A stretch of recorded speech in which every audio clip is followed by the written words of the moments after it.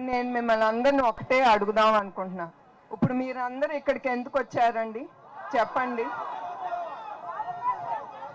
మీరు బాబు గారి కోసం వచ్చారు, కానీ ఎందుకు? మీకు తెలుసు ఆయన ఏమీ తప్పు చేయలేదు, ఆయన ప్రజల సొమ్ము దోసుకుని దాచుకోలేదనే కదా మీరు ఆయన కోసం ఇక్కడికి వచ్చి పోరాడేది. సో ఇప్పుడు ఇంచుమించు ఇవాటితో 19 రోజులైంది ఆయన జైల్లో నిర్బంధించి. ఏమనండి ఆయన నిర్బంధించారు? ఆయన ఏం తప్పు చేశారు? నిర్బంధించే ముందల మనిషిని వాళ్ళు ప్రశ్నలు అడగాలి. ఎక్కడికి ఆ సొమ్ము పోయింది? వాళ్ళు ఏదో చెప్తున్నారు 370 కోట్లు 400 కోట్లు.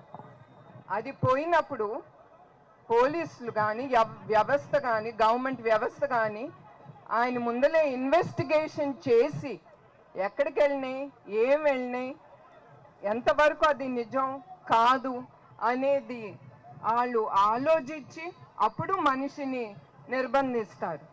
ఈ విచిత్రమైనది నేనైతే ఎక్కడా చూడలేదు.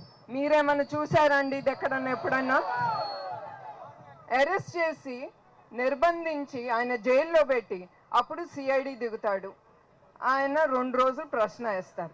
కానీ నాకు చాలా నమ్మకం చంద్రబాబు నాయుడు గారి మీద. ఆ రోజే అనుకున్నా తిప్పి వాళ్ళకి ఈయన ప్రశ్న వేస్తారని. అదే జరిగింది.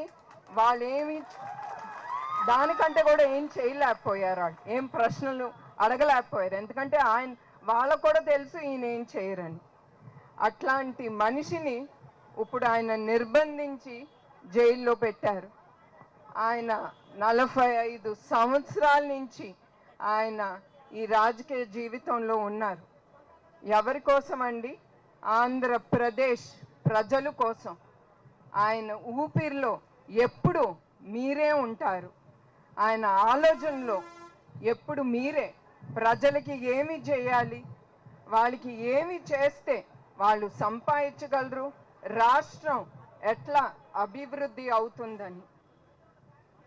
అట్లానే ఆయన ఎప్పుడు ఏ కంపెనీ తీసుకొద్దాం, ఏ కంపెనీ తీసుకొస్తే యంగ్స్టర్స్కి విద్యార్థులకి ఉద్యోగాలు కల్పించాలని.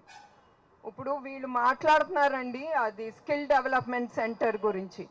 మీ అందరికీ తెలుసు స్కిల్ డెవలప్మెంట్ సెంటర్ ఇక్కడికి వచ్చిన తర్వాత అది ఆల్మోస్ట్ 2 లక్షల మందికి వాళ్ళకి దారి చూపించారు. వాళ్ళ స్కిల్స్ డెవలప్ చేసి వాళ్ళు ఈ పని చేయొచ్చు, వాళ్ళు ఈ పని చేస్తే వాళ్ళు పైకి వస్తారని.